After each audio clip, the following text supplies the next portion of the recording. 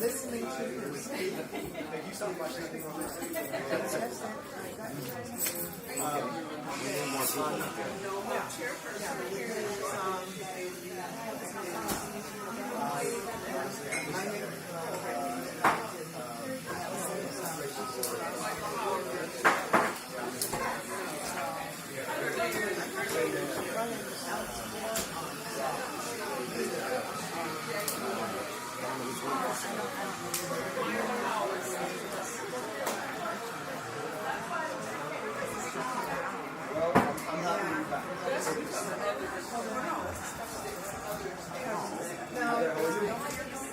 Abdul.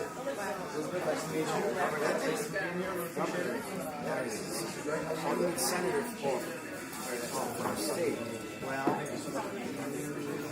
would step up.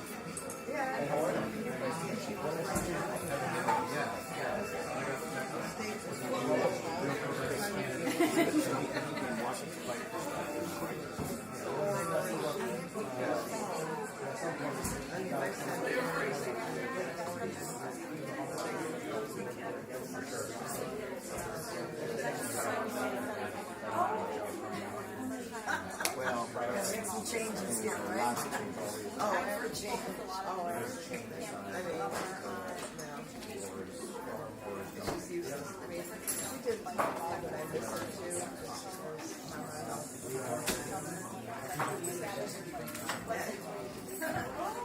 That's not bad. That's pretty good. Hello. Testing 1, 2.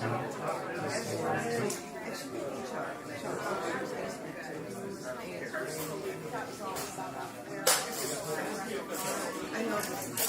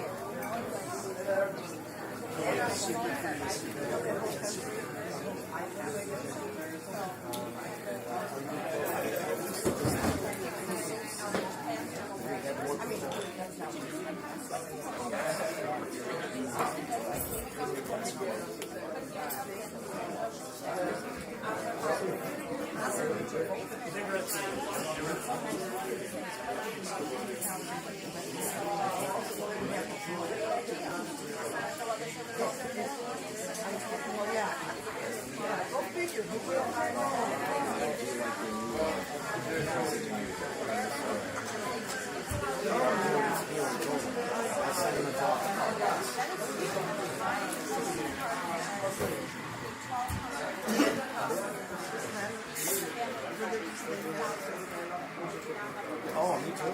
I think it's a fantastic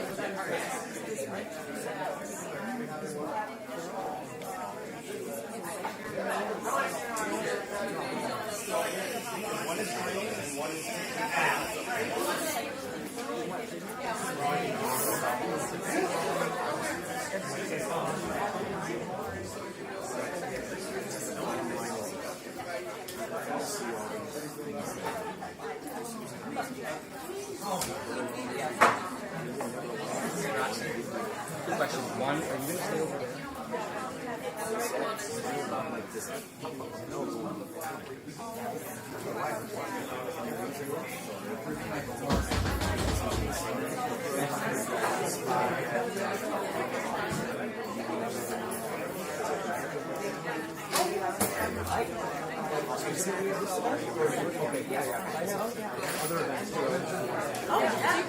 Honestly, we have problems with video.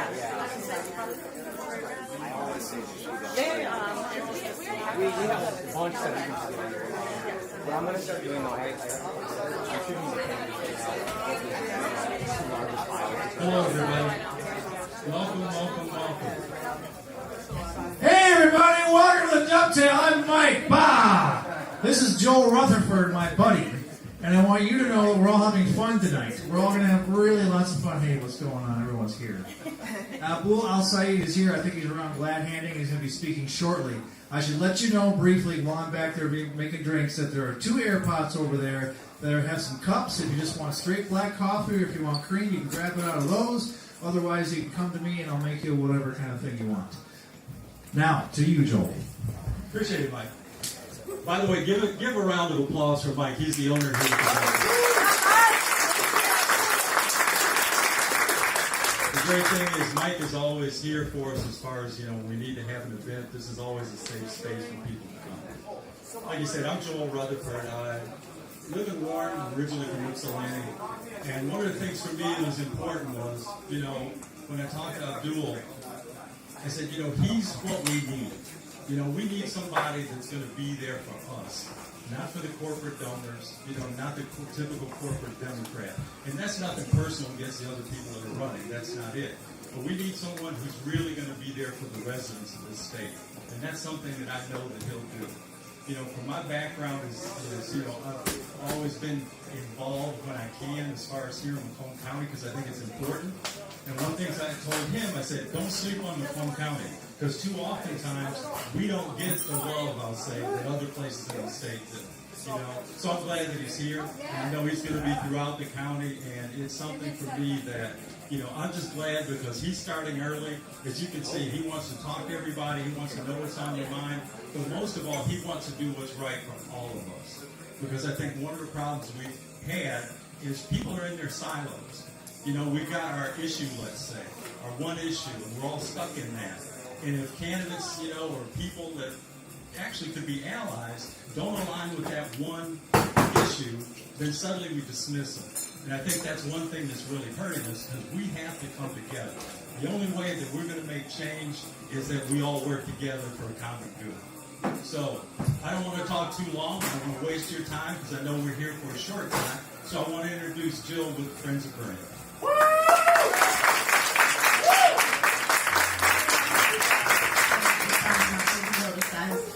So hey y'all, Jill, she, her, Michigan organizer with Friends of Bernie Sanders. Of course, we're here to support Abdul. Come on, let's give it up for Abdul.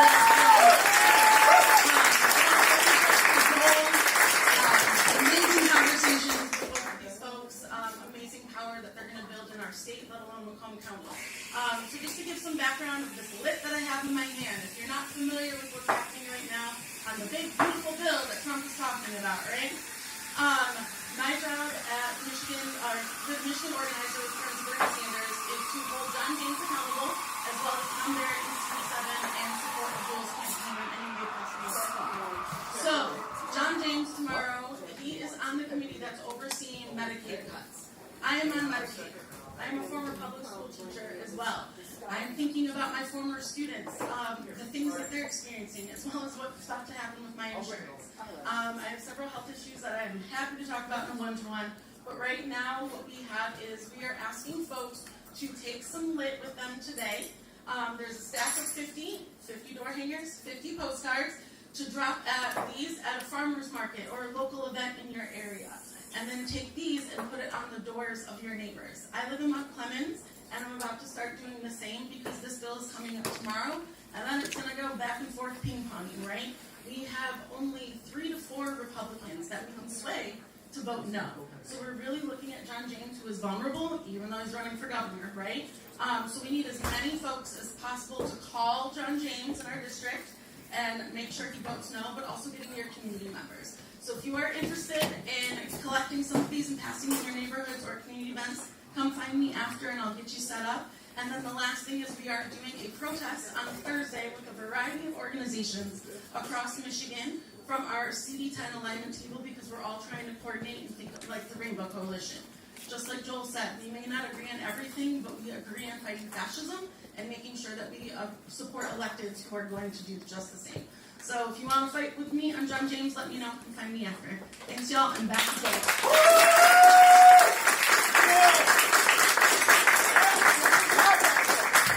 Thanks so much, Jill. Yeah, and it's good to feel this energy from all of you. That's what we need. Because it's something that's been so important. Because, let's face it, after the election, you could feel, just everybody going to go, ugh. But the thing about it is I'm an old guy. I'm a child of the 60s. We made things happen because we came together and made sure that we put people in those places and spaces that could work with us. We made sure that when they went to whether it was a city council, whether they went as a state or a state senator, especially to Congress or as US Senate, they had to be representatives of the people. Otherwise, we were not going to let them stay there. And that's one thing that we have to get back to. We have to hold all our elected officials accountable. Like Jill's talking about John James. I'm a veteran also. And to me, we take an oath to the Constitution. And he, I guess, has forgotten about that. And that's what to me is so bothersome. Because I'm thinking, how can you be such a political coward about things that you're so willing to just kiss 47's butt and not worry about your own constituents. You know, he doesn't hold town halls, he doesn't do anything. So Jill, I appreciate the work that you're doing on that. All of the orgs in this work. It's not just Yes. Bernie. There's a whole alignment table because we're here to build power together and coalesce. There you go. And that's what we're going to do by doing all this together. And the other thing that we're going to do together is to make sure that we get Abdul El Sayed to be our next US Senator from the great state of Michigan.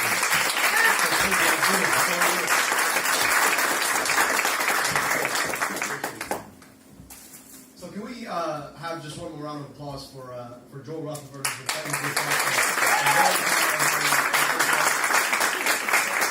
And then, of course, we got Jill from Friends of Bernie, and we're all friends of Bernie, are we not? I'm grateful for all of the orgs who've been working on standing up for programs like Medicaid. I mean, I just want folks to understand this. We talk about Medicaid as if it's a program for low-income people. Every other child in Michigan, every other child, gets their health care through CHIP, which is a Medicaid program. So when they talk about imposing work requirements, part of me says, okay, so what happens to the kids, right? I get you want able-bodied adults to work, but you're also stripping away critical programs that children use every single day, and doing so in ways that are going to leave them destitute. And it's not just the people who lose their health insurance. It's all of the hospitals, particularly in rural and urban communities, right, that are going to lose that critical reimbursement resource that keeps them open. Yeah? So we've got a lot of standing up to do. Jill and so many others are leading that fight. And so I'm super grateful to everybody who is involved and engaged. And I hope that we get to see you guys out there to stand up against John Jay's cowardice and hypocrisy. So before I get going, I just want to call out two of my good friends. I got Nathan over here. He's my tracker. I've got my friend Esteban here from the Midwesterner, a nice conservative outlet. And they say we don't reach across the aisle. And Nathan here is making it possible. So to all my conservative friends who want to hear an actual America First message, we got you. Looking forward to the conversation. So my name is Abdul El Sayed, and I'm running for US Senate because, of course, Abdul El Sayed is like the perfect political name in America, right? In all seriousness, my name actually means servant leader. Like that's what my name actually means. Yeah? And I'm running for US Senate because frankly it just should not be this hard to get by in the richest, most powerful country in the world. It shouldn't be this hard to afford your groceries because some corporations are colluding on prices so that they make more money off of the bag of groceries that you buy. It shouldn't be this hard to go see a doctor in the richest, most powerful country in the world, in a system where if you are lucky and have private health insurance, you get your pay garnished every 2 weeks or 4 weeks so that you have the privilege of paying yet more money in the form of what they call a deductible, all words that have no meanings outside of this context, right? So that you can go see a doctor, which leaves our countrymen with $225 billion worth of medical debt. That is more than the GDP of half the states in our whole country. It shouldn't be this hard to take a big deep breath and know that the air that you're breathing is about the oxygen that your lungs and your body are pulling out, not about the pollutants that some corporation put through their smokestacks into your lungs. Shouldn't be this hard to take a drink of water and know that that water isn't bringing with it lead or PFAS. It just shouldn't be this hard. And it doesn't have to be. That's why I'm running for US Senate. Now look.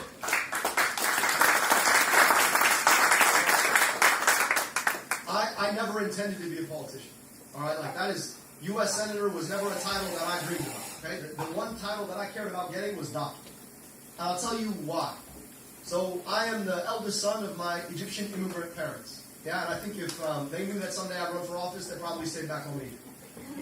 But they came believing in an America that was big enough for them too. My parents got divorced, both remarried. I was raised by my father, the Egyptian immigrant, and my stepmom, Jackie, born and raised in Gratiot County, Michigan, in the middle of the state. She's a daughter of the American Revolution. Their family's been in this country since before the Revolution. They've been in Michigan since before the Civil War. All right? So you get Muhammad and Jackie. And in any given summer, my family would ship me off to Egypt, right, so that I could keep tabs on Arabic language.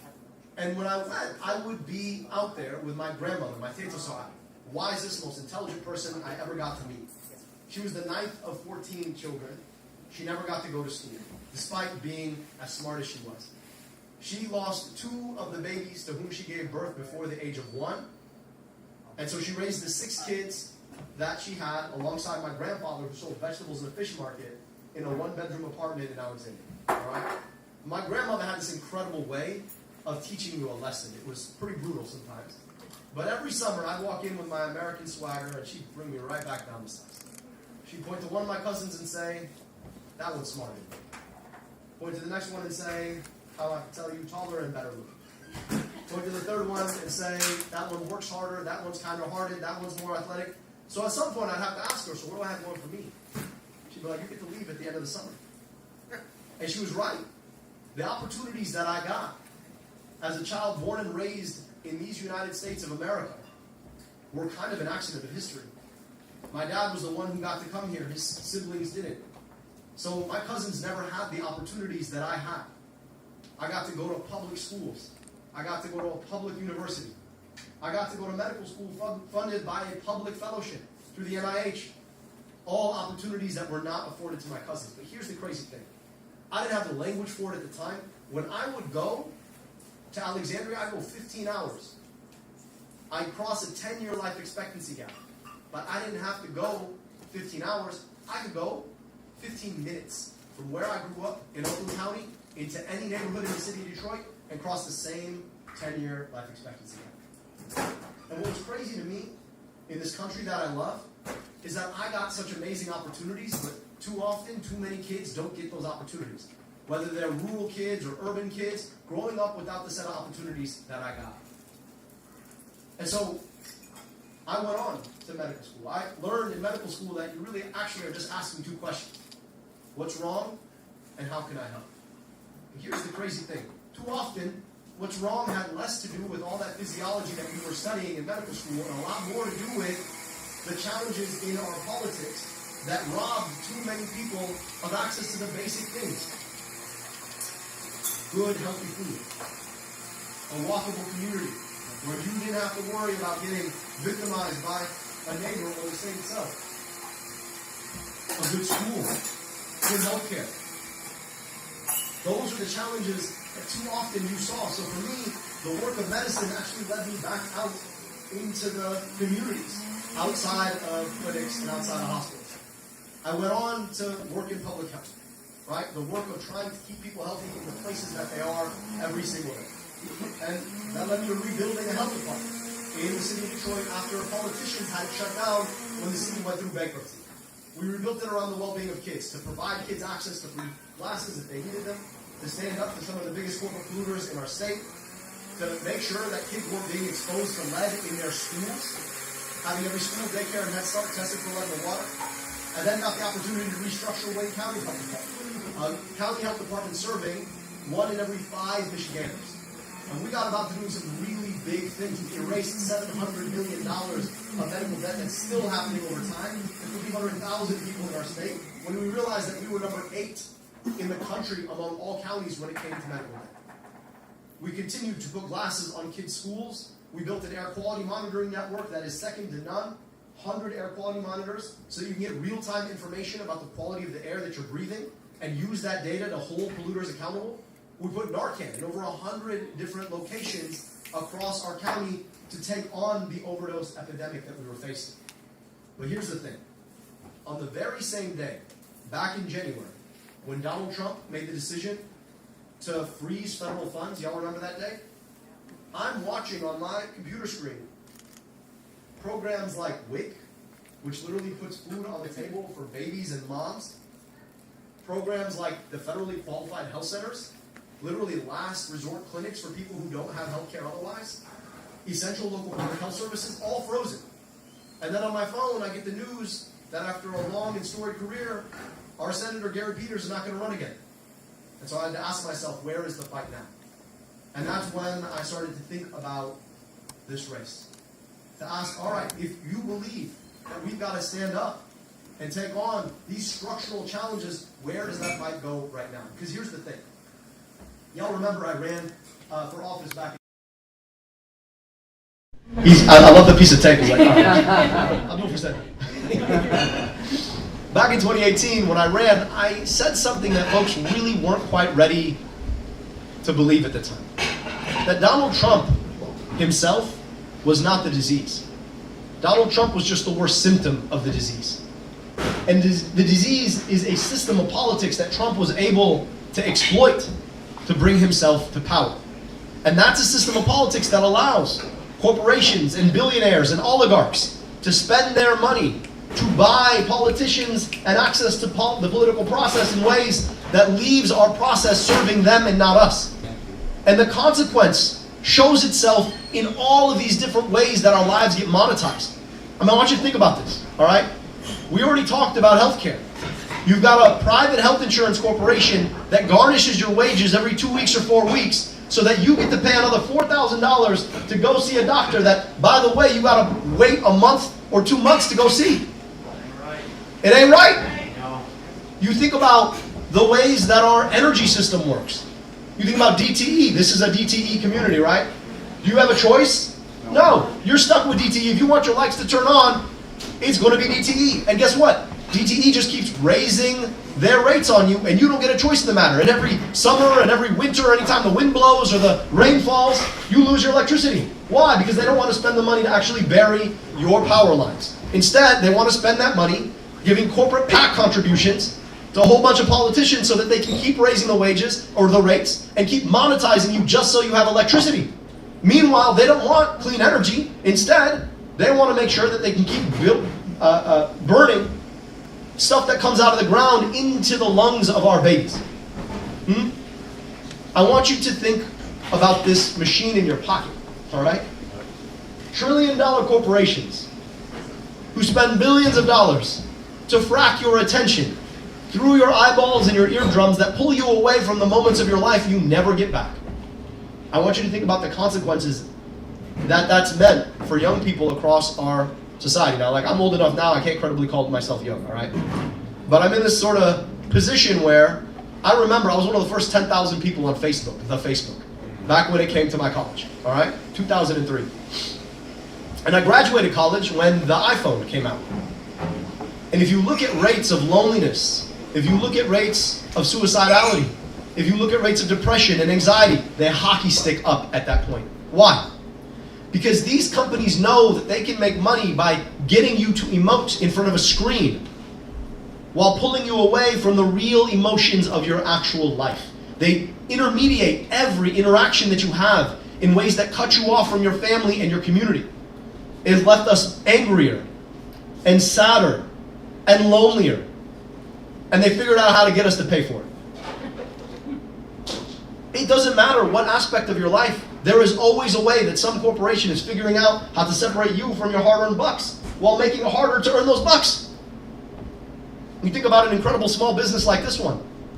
My guy Mike has to pay a lower tax rate than the corporations, right, that aren't even based in your community. It's insane. This should be the best single place to build and scale a small business, because every dollar that Mike makes selling coffee here, he spends it back here. He's actually got to look his workers in the eye and talk to them and make sure that they live good lives. That's how business was supposed to work. That's how capitalism is supposed to work. Not to allow corporations who only care about whether or not they're going to make more money next quarter than they made this quarter, so some stock broker on Wall Street thinks that they're going to be worth more so that CEO makes more money in their stock options. That's not how it was supposed to work, and is not working for us. And the very people who got elected, by seeing the pain it was causing, are just making it worse. Donald Trump, say what you will about him, he's very good at recognizing pain. And he's very good at exploiting it for his political power. You think about the way that he now wants to gut Medicaid or SNAP, otherwise known as food stamps. These are programs that disproportionately people who are served or represented by Republicans like John James, disproportionately likely to rely on Medicaid for their health care services. Hospitals that get a large proportion of their reimbursement via Medicaid dollars are liable to be shut down. And guess what? They're usually the second biggest employer in their local communities in rural places. Gutting Medicaid, why? To pass a tax cut for the richest people in our society? They're literally gutting healthcare for their voters to pass a tax cut for their donors. Thank you. That's what's happening right now. It's as if the stock tip that he passed to his billionaire friends when he tanked the global economy the first time with his insane approach to tariffs, it's as if that wasn't enough. Billionaires made a collective $300 billion off that stock tip alone. How much did you make? Did you check your 401k? Zero. Zero.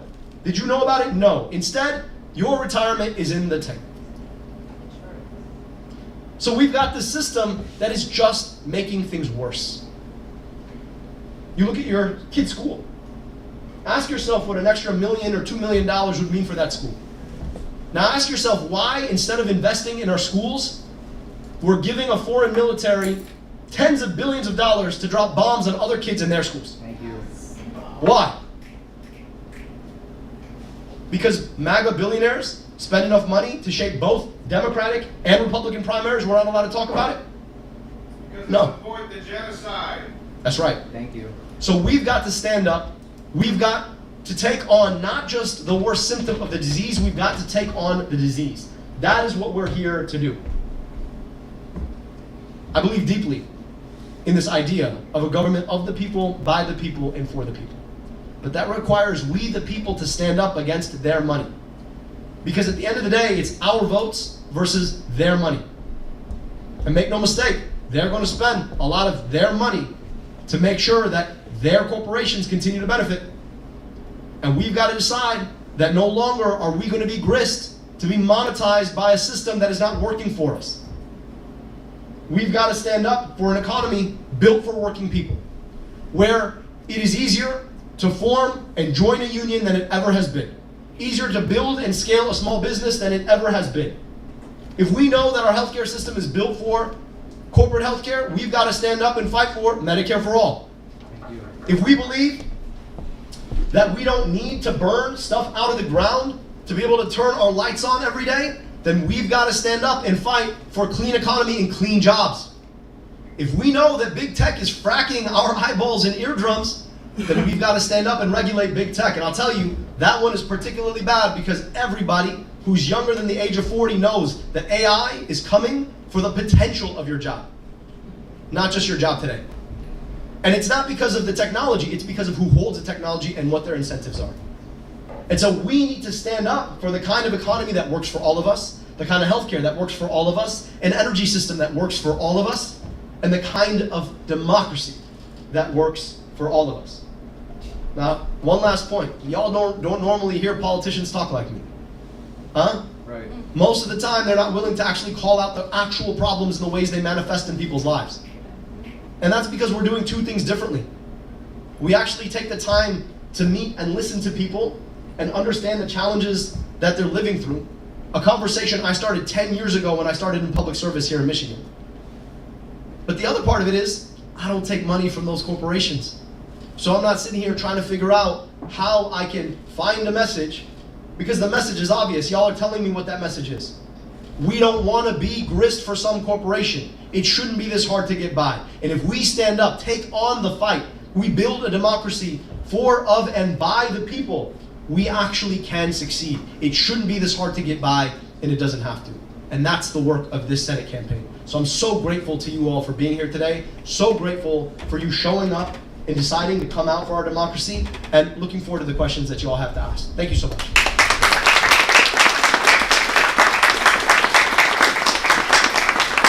All right, so question time. This literally is my favorite part. Yes? So I know we had a whole global pandemic and everything, but I dare say the biggest change that's happened in the past couple of years in your life is that you became a dad. I did. And a girl dad on top of it. Best kind of dad. It's a really, I'm also a mom to a girl. It's a really scary time to be raising girls in this country. Have your ideas and your politics changed after becoming a dad to girls? That's a really good question. So the question was about how have your ideas and your politics changed after becoming a dad to girls? And I'll be honest with you, in some respects, they've deepened, because I think one of the things every parent knows is the anxiety that you get when you look into your kid's eyes as a parent about whether or not you think that kid can live a better life than the one that you had. And if there is one encapsulation of the idea of an American dream, that's it. Is that my kids can do a little bit better than I did. And I'm so grateful for all the things my parents did to give me access to the kind of life I've gotten to lead. And I know that they've set a really high bar. I also know that, when I talked to my dad about running in this race, the first time I told him I was going to run back in 2017, he was like, "You're going to get killed." This time he was like, "You have to run." I was like, "Okay, that's a bit of a difference." He said, for 46 years since I immigrated to this country from a place where I had no ability to question the political system at all, for 46 years, I've taken for granted that I get to say whatever I want about whatever I want, wherever I want, and nobody can tell me nothing because I've got that Constitution protecting me. And for the first time, I'm worried about whether or not it'll actually protect me too. And I think all of us are worried about that. And I see that, I understand that when I think about my own daughters, right? Because I worry about what the future will look like for them, about what America will be for them. And I believe deeply in this country and its ability to correct, and we need correction right now. The other side of it, though, is I'm raising my daughters to be fearless, to believe that they can accomplish anything, and to know that when they reach out and embrace other people, we're all better together, right? But I worry that there's a vein in our politics right now that's trying to weaponize people against each other. Whether it's weaponizing against their faith and their name and their ethnicity, or it's weaponizing against their gender. And here, it's interesting because I think we need to have a conversation, ironically, about men and masculinity. And I come at this from the position of both a father of girls and a not too old but not too young man. And I think I understand some of the frustrations that young men have in this moment, and I understand the way that that's being weaponized to tell them that the success of people like my daughters comes at the cost of their own success, and I don't believe that. And so, as a father of daughters, I really think it's important that we have a conversation with young men. I think so much of the way that Trumpism and this sort of manosphere that is so MAGA-pilled has worked is to tell young men that the reasons that their lives are not what they wanted is because of young women. I think that's BS. I think the reason that their lives are not what they wanted is a function of the ways that corporations have shaped access to a set of things that have frankly short-circuited a lot of their attention and their focus, right? You think about online gambling, right? And you can't watch sports nowadays without being fed a gambling ad. And for most people, that's an okay thing. You'd be like, "Oh, okay, that might be cool to partake in." But there's a group of people who are addicted and they can't watch sports anymore. And that just makes their experience terrible. Either they fall into it and lose everything, or that really important thing that used to be a really great pastime is now dangerous. Think about online porn, and I'm not saying that I don't believe in freedom of speech. What I am saying, though, is that when you pornify everything, right, there's a group of people who are particularly vulnerable to that, right? You think about the ways that, and I supported legalizing marijuana, I still do. But the ways that cannabis has, the ways that the corporations behind the cannabis industry have both forsaken the people who paid the deepest cost when it was legal, and then also been able to get away with very lax regulation, right, to push the product in front of everybody all the time, I think that's been dangerous, right? I know a lot of young men who were extremely promising and now, right, smoke so much weed that they can't get themselves to actually pay attention and do the things that they had wanted for themselves, right? And so I think we have to have an honest conversation about the ways that these folks are getting exploited, made lonelier and angrier. And I don't think it's working. So in some respects, though, I'll also say that the left has had a really unfounded conversation. Like, young men are the only people that anybody will look at and say, "You're miserable, but it's your fault." Right? That is a profoundly anti-progressive approach. And I think we need to, rather than when you hear the word masculinity being about punching down or hitting somebody who's weaker than you, the version of masculinity I believe in is a masculinity where you promote, you protect, you empower, right? And it's about standing up against people who are stronger, taking advantage against people who are weaker, not about punching down against people who are weaker than you. So this fake, phony, MAGA version of masculinity is not the masculinity I believe in. And so there's a conversation that you have to be like, hey man, get out of bed, make your bed, go to the gym, go to class, show up in your life, right? And be better, yes. The other part of it is, hey, there's a world in which you can be welcomed, right? And we appreciate the ways that you can show up, right? And be who you are. And those are not bad things. And I think that if we fail to have this conversation, I worry that there's going to be enough people out there in MAGA land who are exploiting young men in ways that make it a worse place for my young daughters to grow up. See what I mean? And so I think we just have to have a much more coherent conversation about how we embrace one another and how we recognize the ways that corporations and corporate interests prey on different groups of people. And I think we need to be standing up across all of these facets to be protecting vulnerable people from being exploited, right? Even if they don't see it as exploitation. See what I mean? So I really appreciate the question.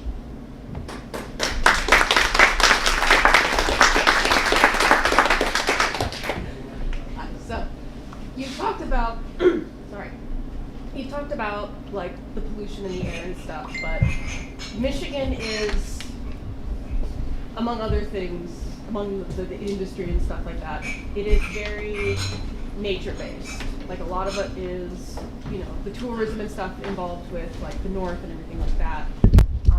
I know, I believe it's either in the big bill or it's one of the other things they're pushing is opening up even more, really all of public lands to logging and oil extraction.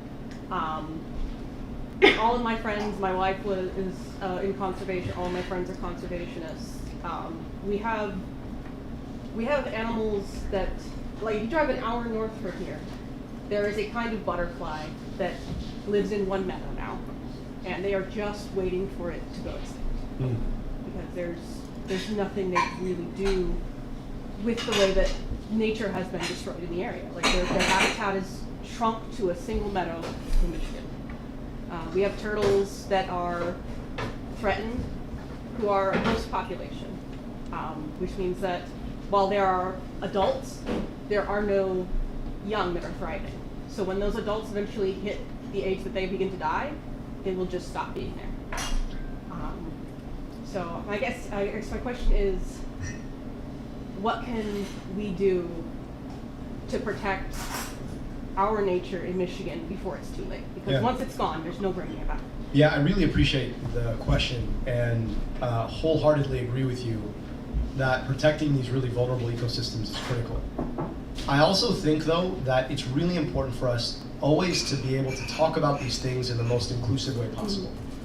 And I think one of the things that we sometimes do, right, is we sometimes don't build a big enough coalition around the goals that we have, right? I think land conservation and species conservation is critical. And it, like, you know, sometimes my MAGA friends will characterize this idea that we should be protecting a certain species of you name it as being like, these people care more about butterflies than they care about your bills, and we want to bring gas prices down. The problem, though, is that ecosystems are complex, and you don't know what species is a linchpin for a whole ecosystem of things that are critical to you being able to grow the lumber that you seem to care so much about, right? They call that keystone species. Exactly. So that's critical, and we have to do some user education about that. But the other point about this is that they play this game where they say, oh, these people don't actually care about your back pocket, right? We have to go and drill, baby, drill, because we've got to be able to bring down your gas prices, right? Meanwhile, they don't realize that actually it's a few very big corporations that are interested in spending money on technologies that would free us of our addiction, right, to greenhouse gas polluting sources of energy in the first place, that their bottom lines are really what this is about. Because if we were serious as a society in actually bringing down the cost of energy, we would be investing in these new technologies because over time, right, they will actually be a lot cheaper because they are renewable. But here's the thing. They don't want to do that because, well, corporations don't want them to. And so we got to call out the game, which is this is about a few very large corporations who have been playing the game for a very long time, keeping us beholden to a system of energy that is hurting us and hurting our land, our air, our water, our soil, our ecosystems, right? And I think we've got to be able to take the fight forward, right? Rather than always messaging around a thing that can be easily put back. The other thing I'll say is that, the climate change conversation, I think sometimes we've not done ourselves a service by being able to focus on not just what the greenhouse gases do once they get up in the atmosphere, but where they have to go through before they get there, which is sieved through the lungs of our children, right? You go to Salina School and you got kids who are playing literally downstream, downwind of a huge smokestack that's literally putting trash into their lungs. And I think we just gotta always be emphasizing the human part of that, which is, I think, really important. From a legislative standpoint, yes, we absolutely have to protect our ecosystems. We have to be able to stand up, but we have to do so in a way that speaks to the broadest possible set of interests, which is, hey, renewable energy is cheaper, could create more jobs, right?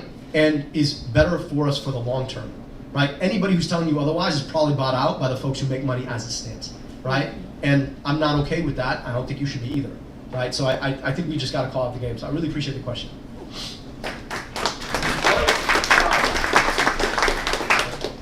You keep alluding to a disease that Trump is the symptom of. What is that disease? And then also, when these companies poison our children and our ecosystems, and our government is not willing to do anything about that, what can we do as people to do anything about that? Should we protest outside the companies or what?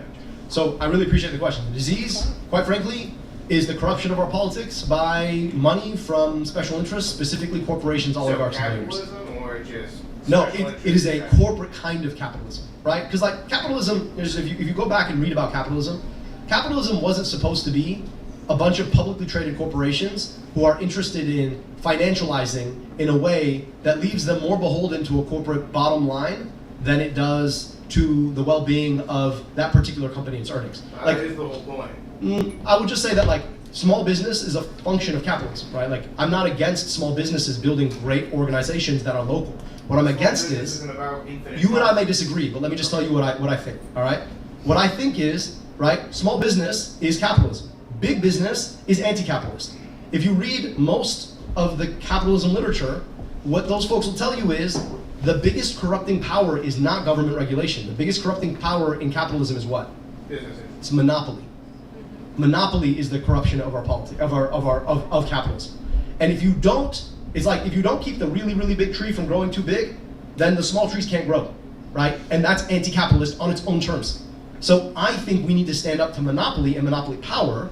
And then the other function of monopoly is what we call rent seeking, right? Rent seeking is what happens when a very, very, very big company can now influence the political system such that it buys access to what benefits it rather than its competitors. And what we have right now is a bunch of very, very big rent-seeking companies, right, corporations, that have been actually decoupled from their own profit interest. Let me just explain what I mean by that. When you're a corporation, the thing that you're interested in maximizing isn't actually your income. What you're interested in maximizing when you're a huge corporation is your stock price. And how do you maximize your stock price? The stock price is a function of people buying and selling your stock. Now, why do people buy a stock? Because they have faith in it. They think it's going to be worth more tomorrow than it is today, right? Yeah. Now, how do you make that choice today, right? About which stock do you buy? You generally have to show that your stock price is going to be bigger than, and it's not just bigger than others in your industry, bigger than any other stock that someone might buy. See what I'm saying? So what happens over time is you start doing crazy stuff to play around with your stock price so that next quarter, some analyst on Wall Street will say, this company is going to be worth more next quarter than it is this quarter, right? That's called financialization. And the challenge with financialization is it decouples you from your long-term business interest because all you care about is next quarter. See what I'm saying? And that financialized process, that to me is the place where that corruption happens the most. So Mike is not financialized, right? Our guy Mike here, at the end of the day, nobody's buying and selling stocks at the Dovetail, right? Mike does well when he puts out a better product, right? And people want to come here instead of maybe Starbucks, which is financialized. See what I'm saying? And Starbucks plays games with its coffee and plays games with its labor and plays all these things because their CEO doesn't really quite care about how do I just make a little bit more money being better. He cares about whether or not some analyst thinks that the future on his stock is going to be better. See what I'm saying? So all of that is to say that once you get into this corporate system, it starts to kill small business, because what happens is Mike can't go and borrow off the market. See what I'm saying? Mike just has to run a good business. And the CEO of Starbucks, they can play all kinds of games. They can go and have lobbyists so they can destroy all the mics, right? And they can win. And that's what I think is the biggest corruption of our capitalism. So my issue is not quite capitalism. My issue is corporatism, and the way that corporatism decouples the incentives of a business owner from their local community, frankly, from any actual incentive to create a good product and sell it, right, on the market, but instead makes them more interested in what some Wall Street trader thinks about how viable they'll be as being better or more a better stock in a quarter than they were today. See what I'm saying?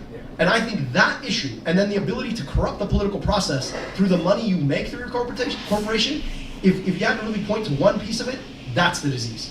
It's that company can now go and influence our politics in ways that allow it to build in ways that other folks can't. Think Sheetz, perfect local example, okay?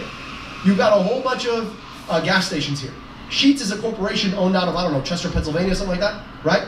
None of those gas stations that come here to Warren are investing here in Warren. It's just a corporation. And guess what? Because they're a corporation, they can spend their money trying to maneuver local elected officials to make it easier for them to open in ways that the local gas station owner can't. See what I mean? So it's not the idea that people want to own gas stations. It's that one huge corporation can now play politics to make sure that its gas stations win. See what I mean? So how do we prevent that then? I love the question. I think number one, we have to get corporate money out of politics. That's a really,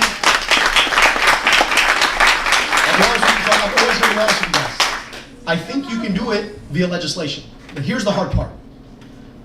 Citizens United, as a court case, did two things that are really dangerous.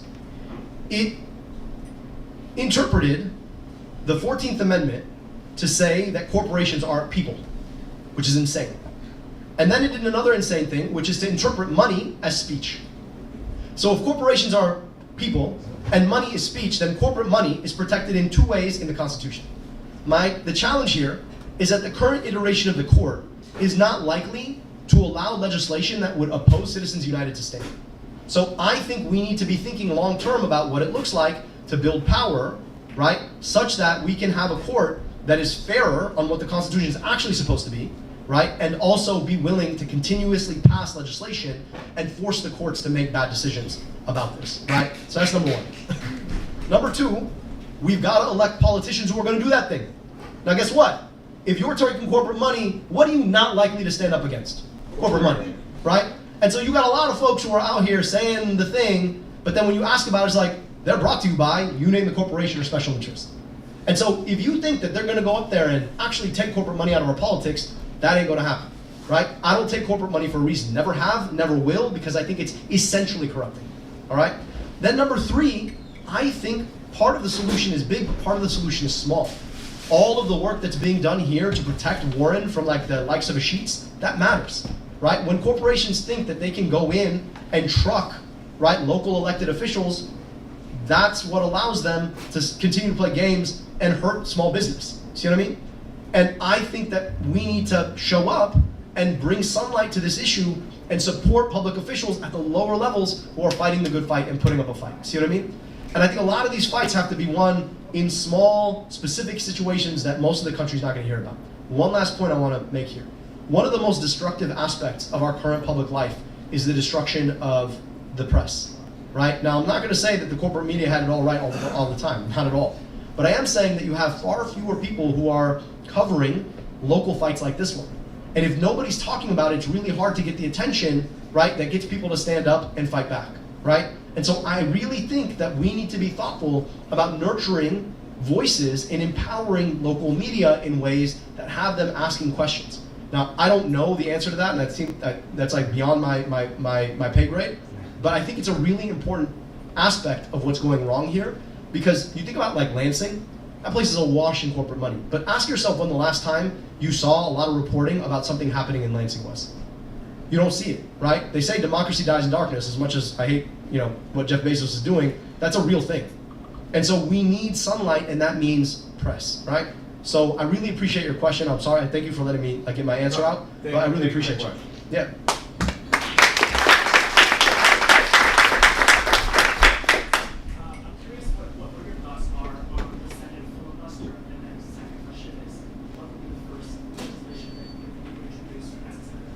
The second one's easy. You know, I wrote the book on Medicare for All, right? So that's kind of my baby. And I would love to, you know, on the Senate side, be able to be a co-introducer with my friend, colleague, and mentor Bernie Sanders, right?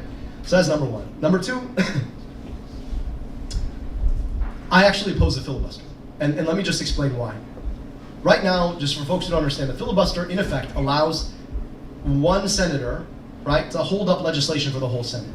It is minoritarian by its nature, it's anti-democratic by its nature. And part of the problem with that, right, is that people get elected and because of the filibuster can't actually engage in the democratic process. So we never believed democracy wasn't supposed to be about one person squelching any actual outcome or action on the part of the entire legislature. But that's what the filibuster is allowed. Now, I can imagine the pushback that some people are thinking, but Abdul, they've got a trifecta. If we didn't have a filibuster, think about all the terrible things that they could pass. Yes, fair. And then, without the filibuster, once we had to actually face down the terrible things that they tried to do, right? You would have the democratic process work itself out such that people would get elected to do the opposite and actually be able to do the opposite. See what I'm saying? So the filibuster has been used traditionally to protect and defend the worst ideas in American public policy, like segregation, right? And against voting rights. And I just think that we need to get back to more democracy, and the filibuster stands against that. So I really appreciate the question.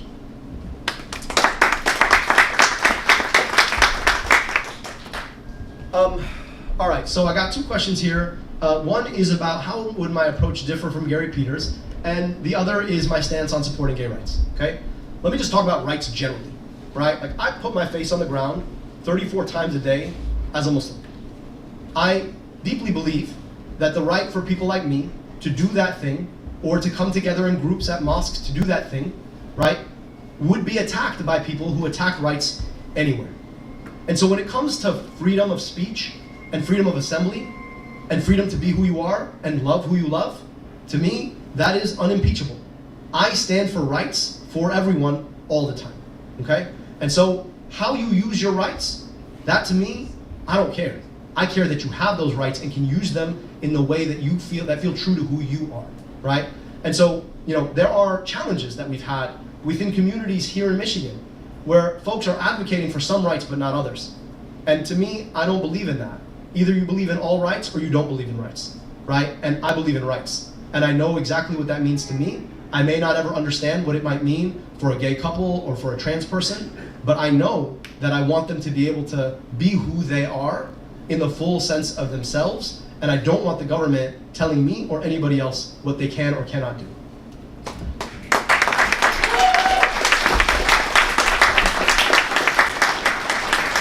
And then when it comes to how I'd be different than Gary Peters, I mean, like, look at me, number one. So I told you I never wanted to run for office. Growing up, a lot of my mentors would tell me, Abdul, someday you'll run for office. And I'd be like, that's insane. I want to be a physician and a scientist. And they'd be like, someday you're going to run for office. And usually it was because I don't shut my mouth, okay? And when I see something wrong, I say it. And I say it clearly. And I've tried to be somebody who is always saying the thing I think is right. So I was in a fellowship back when I was in grad school. And our main speaker was the mayor of New York at the time, who was Bloomberg. And Bloomberg had this stop and frisk policy, and I had been stopped and frisked, right? When I was literally coming home from the med school gym. And I didn't have my ID because I was at the gym, right? And I remember how humiliating it was to be stopped and frisked, right? And I went to med school in a heavily Dominican part of town. So if you've never engaged with the Dominican community, it's a weird thing. Egyptians and Dominicans kind of look very similar, right? So the assumption was that I was a low-income Dominican kid. And it was a wild thing because for a long time, my privilege separated me from the experience of folks who lived right down the street.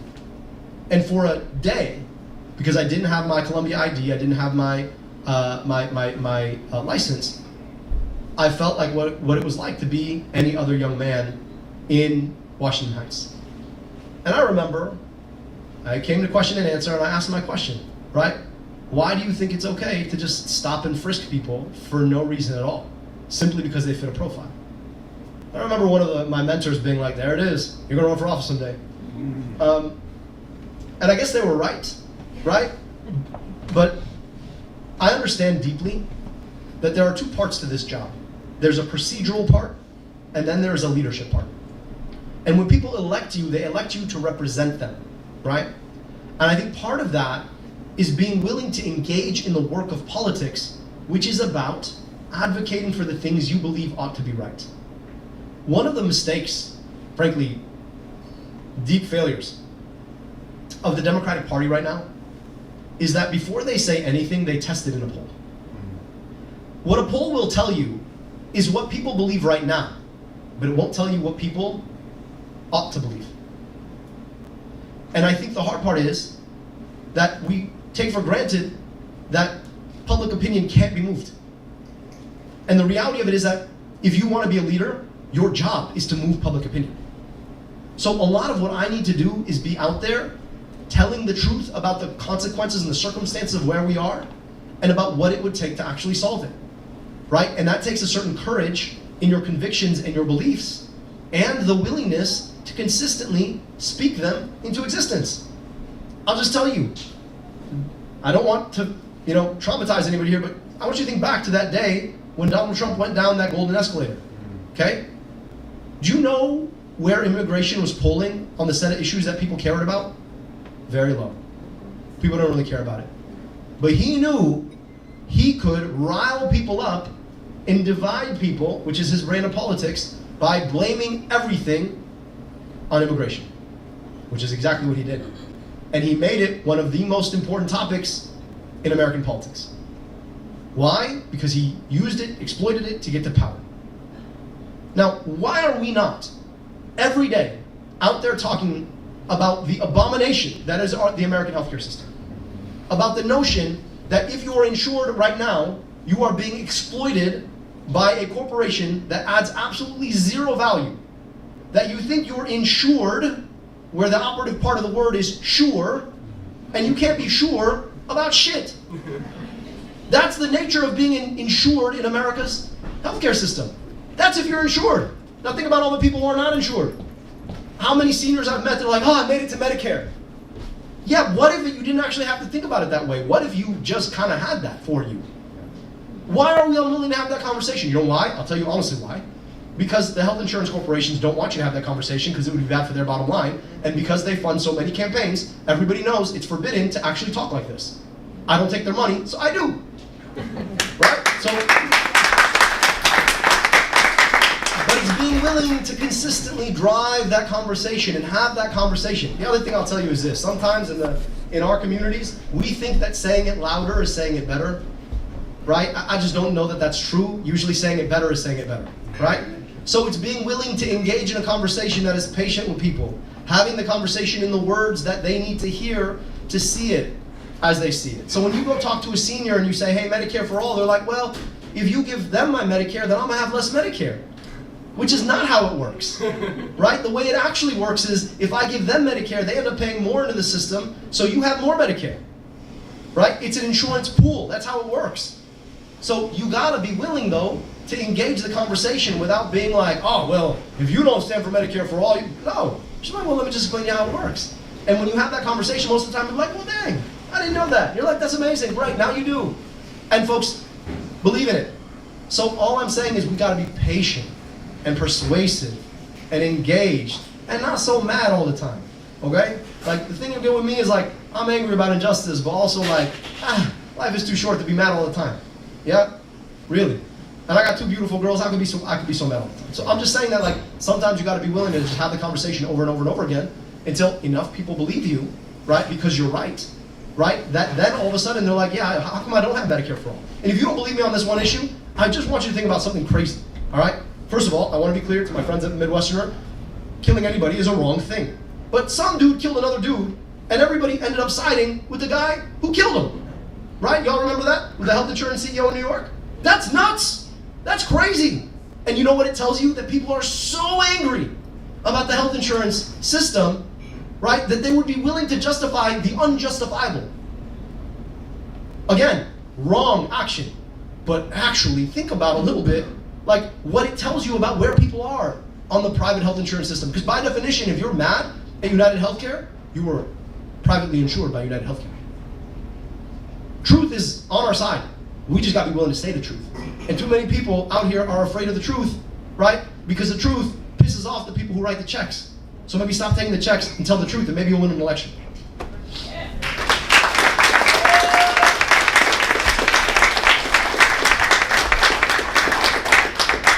All right, I'm being given the, they're hooking me out here. Anyway, I just want to say thank you all so much for being out here. So grateful to you all. This is a long campaign, all right? So I'm going to ask you to do two things, okay? Two big things. Number one, stay engaged in the campaign, however that means for you. If that means that you want to give $5, $10, thank you. I really appreciate you. Because I don't take their money, I have to ask for yours. If that means you're going to sign up to volunteer, go to abdulforsenate.com, sign up to volunteer.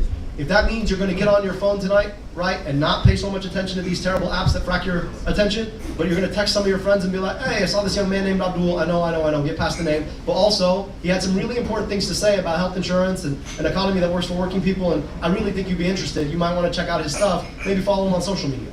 I'm going to ask you to do one last thing, though. This is the one you cannot, please do not let me down on this, okay? Every single one of us here has somebody whom we may not have had a conversation with for a while. Why? Because it's just too painful. Why? Because of politics. Y'all know who that person is for you, okay? I know who it is for me. Y'all know who it is for you. I'm asking you tonight to reach out to that person. And the reason I want you to do that is because we need to heal as a country. And there is no way to do that if we are constantly at war with each other. So I need you to reach out to that person. You don't have to talk about politics. Please don't talk about politics, right? And please don't write them like, I told you so. No.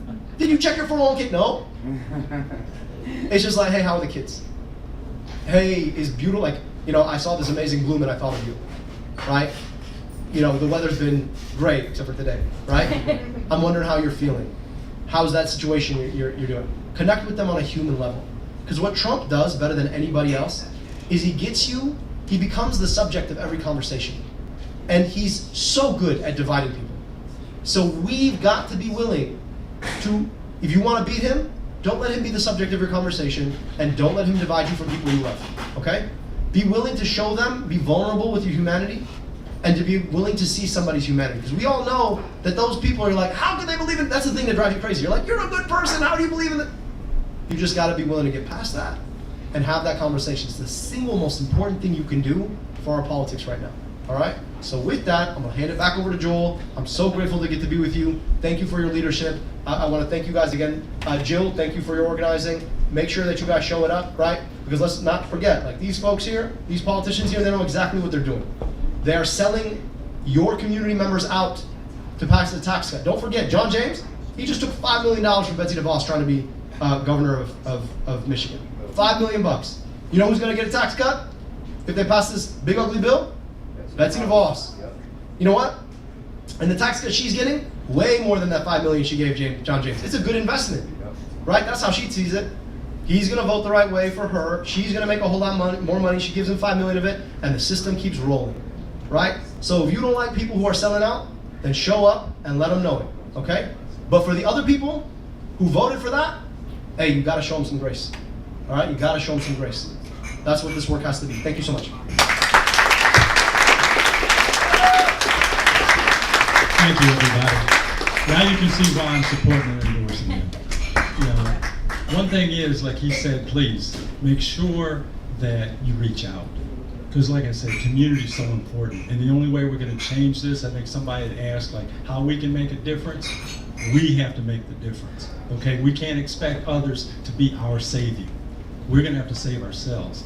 And when it comes to politics, we're going to have to elect people that are out there working for us. So please go to Abdul for US Senate, volunteer, do whatever it is you can, because don't think that a little bit doesn't matter.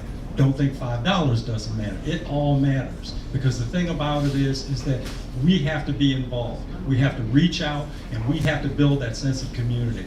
So please, a round of applause for yourselves. And one more time for Mike and the dovetail.